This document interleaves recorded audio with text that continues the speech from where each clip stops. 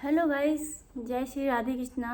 नमस्ते। कैसे हैं आप सब? आई होप आप सब अच्छे हों और मैं भी ठीक हूँ। आप कल से थोड़ा फीवर में दवा लेकर आई हूँ, थोड़ा फीवर मेरा कम हुआ है तो मैं आज जो है सैलून में आके बैठी हूँ क्योंकि घर में मैं पागल हो जाती हूँ, अकेले बोर हो जाती हूँ, परेशान हो जाती हूँ थोड़ा सा। तो अकेले रहो तो माइंड थोड़ा सा टेंशन में आ जाती है, हर चीज़ को सोचना पड़ता है और काफ़ी सोचते सोचते इंसान जो है डिप्रेशन में चला जाता है। तो मैं आज दवाई लिया, दवाई लाने के बाद में मैं फिर यहाँ पे सैलून आ गई। और सुबह से तो यहाँ बारिश बारिश जो है, बारिश की वजह से कुछ काम नहीं चल रहा है। कुछ अभी 2 महीने का सावन है, जो कि सावन में बहुत लोग नहीं काम कराते हैं और मेरा तो 9 महीने से जो है मेरा ये सैलून ऑफ था।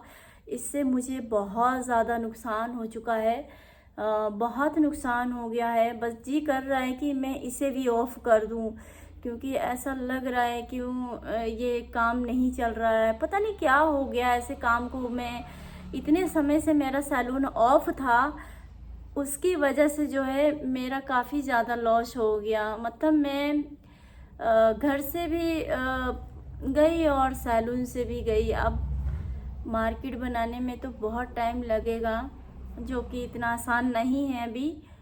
और सुबह से देखिए बैठे हुए हैं यहाँ पे करीबन 11 बजे से। और एक तो बारिश, ऊपर से क्लाइंट भी, सीज़न नहीं है एक्चुअली में, अभी कोई सीज़न नहीं है, शादी वगैरह का सीज़न नहीं है, कोई दिन त्योहार नहीं आ रहे हैं। तो थोड़ा बहुत तीज में, अभी हरियाली तीज हुई थी तो उसमें थोड़ा सा आ गया था काम, जो कि अभी मुझे रेंट पे करना है यहाँ का। तो मतलब काम बिल्कुल आके राजी नहीं है, जो कि मैंने इतना पैसा लगाया इसमें, इतना डेकोरेशन किया इसमें। मतलब मैंने ना अपनी लाइफ में बोले तो संघर्ष कितना किया है।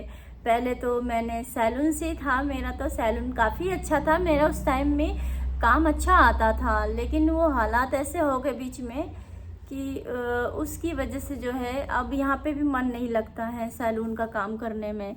ऐसा मन बोलता है कि मैं इसके बाद कुछ और काम करूँ। तो अभी फ़िलहाल दिमाग में यही चल रहा है क्योंकि अब मुझे यहाँ नहीं लगता कि अब यहाँ पे ये सैलून चलेगा। क्योंकि यहाँ पे मैं देख रही हूँ 2 महीने से मेरी बहन चला रही थी सैलून को और कुछ खास नहीं है काम, क्योंकि वो भी यही बोल रही है कि दीदी यार यहाँ पे तो अब काम ही नहीं चल रहा है, बिल्कुल काम बिल्कुल ठप हो गया, बिल्कुल बोले तो अपना काम ही बिल्कुल ख़त्म हो गया।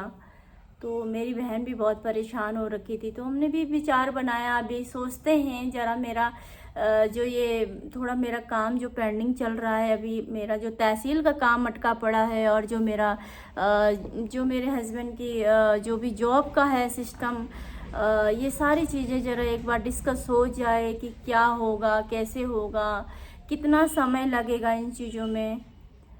तो मैं जो है कुछ ऐसा कदम उठाऊं जिससे कि अपना भविष्य भी बनाना है। और मैं भी कब तक ऐसे परेशान रहूंगी, कब तक ऐसे ही चलती रहूंगी? कुछ ना कुछ तो चेंज करना ही पड़ेगा। देखिए अब हमारे घर में कोई सपोर्ट करने वाला भी नहीं है। जैसे कि कोई होता है ना, अपने घर में बड़े बुजुर्ग होते हैं, सपोर्ट करते हैं, मेरे घर में ऐसा कोई भी नहीं है। और जो भी कुछ था बस मेरा अपना पति था और मैं अपने हस्बैंड के लिए थी और हस्बैंड मेरे लिए थे, बस यही था हमारे बीच में।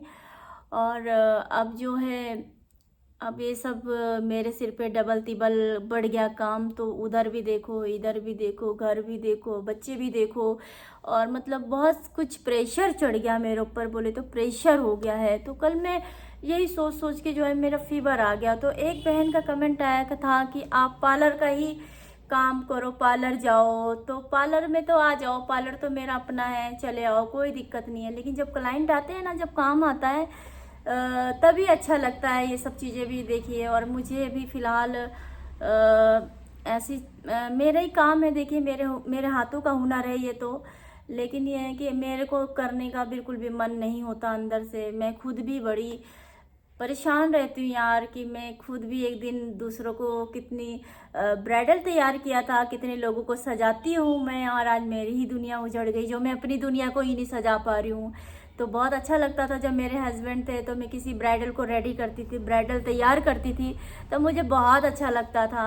मैं भी उनको उनको सजाते सजाते मुझे अपना याद आ जाता था कि यार मेरा भी टाइम एक था ऐसा, मेरा भी नसीब था, और मेरे लिए भी मेरे मम्मी पापा ने किसी चीज़ की कमी नहीं करी थी। और मेरे माँ बाप ने भी बस किसी चीज़ की कमी नहीं किया था यार, सब कुछ था लाइफ में। मेरे पापा का इकलौता जवाई था, मेरी मम्मी का इकलौता जवाई था ये। और मेरे पापा ना जब भी फ़ोन पे बात करते हैं ना, बोलते हैं बेटा क्या कर्म किया था जो तुम्हें ये मिले। हमारे पापा जी ऐसे बोलते हैं, जो कि मेरे पापा भी पैरों से विकलांग हैं, मैं आपको बता दूं। और मेरे पापा जो है गठियाबाई की परेशानी है मेरे पापा। मैं ज़्यादा अमीर घर से नहीं हूँ, गरीबी घर से हूँ मैं, लेकिन वो है कि मम्मी पापा ने बहुत बोले तो अच्छा, बोले गॉड गिफ्ट दे दिया है, वो मैं हूँ। जो कि हम 4 बहन हैं और 3 भाई हैं, हम 7 भाई बहन हैं हम। परिवार मेरा ठीक ठाक है वैसी तो, लेकिन ये है कि मैं अपनी बहनों में सबसे बड़ी हूँ और 2 भाइयों से छोटी हूँ, बाकी सभी से मैं बड़ी हूँ। तो मेरे भाई एक अयोध्या रहते हैं और एक भाई मेरा देहरादून में रहते हैं, और एक भाई और है छोटा मेरे से, जो कि आप लोगों ने वीडियो में भी देखा होगा। वो भाई है मेरे यहीं पास में ही, मायका है मेरा, तो यहीं पे रहते हैं।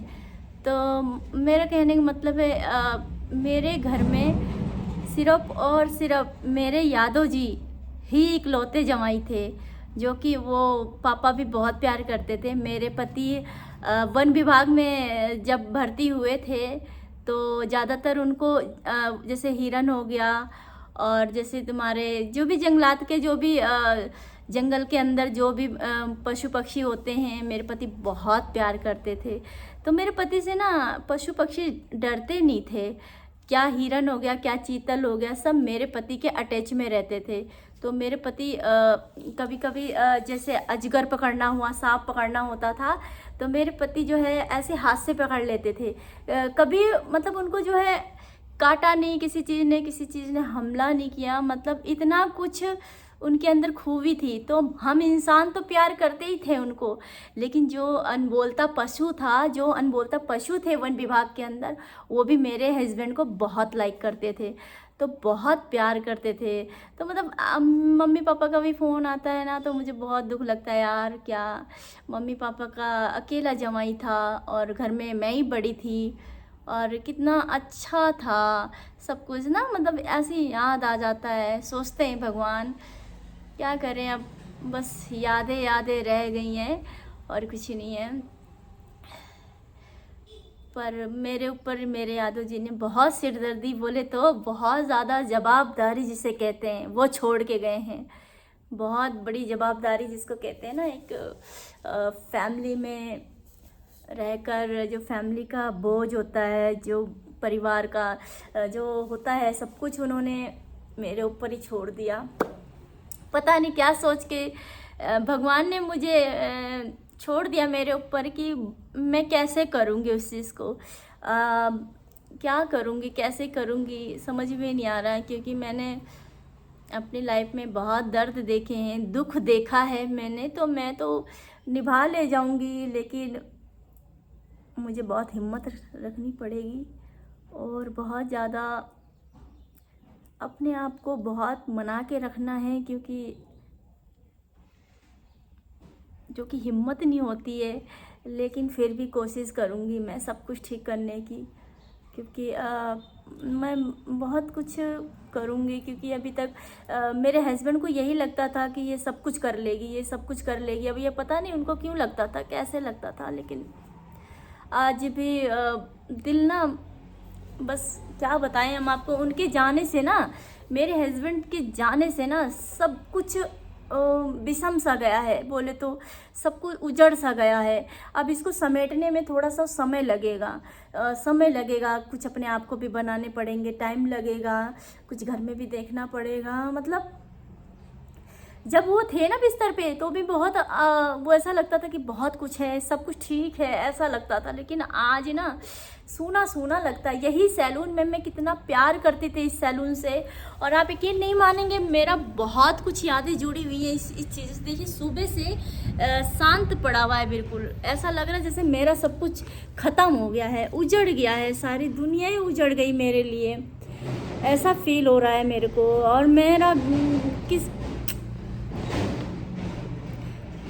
ऐसा हो रहा है ना मेरे साथ में, मेरा मन भर गया है हर चीज़ से। अब ऐसा बोलते हैं कि मेहनत करो, मेहनत करूं, आगे बढ़ूं, कुछ ऐसा काम करूं जिससे कि कुछ मेरे को आगे दिमाग मेरा डाइवर्ट रहे। कहीं ना कहीं कितना भी मैं अपने आप को बहलाने की कोशिश कर लूं, कितना भी मैं अपने आप को मना लूं, फिर भी पता नहीं क्यों रहकर फिर वापस उसी जगह पे आ जाती हूँ मैं। मेरे समझ में नहीं आता कि मुझे हो क्या रहा है, क्योंकि मैं अपने पति से ना बहुत प्यार करती थी, इसलिए हो रहा मुझे ऐसा। अगर मेरे पति होते ना तो वो बहुत खुश होते कि मैंने क्या क्या जीवन में देखे हैं और क्या क्या मेरे साथ हुआ है, कितनी तकलीफ़ें मैंने सही है, कितना कुछ मैंने ठीक किया है। आज वो होते तो बहुत अच्छा लगता। लेकिन मुझे रह रह के उनकी यादें ना खींचती चली जाती हैं, मुझे खींचती रहती है।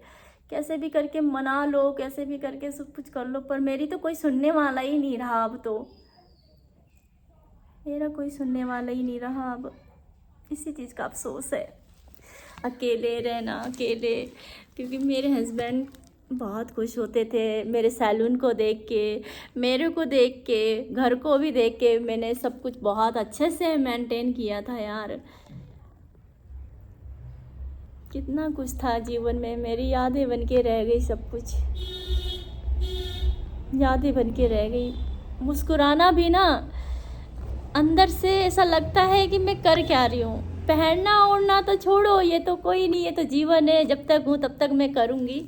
पर यही है कि क्या बोलते, मेरी किस्मत कितना धोखा दिया मुझे, कितना जोर लगाया मैंने उन्हें पाने के लिए, आखिर में क्या मिला मुझे।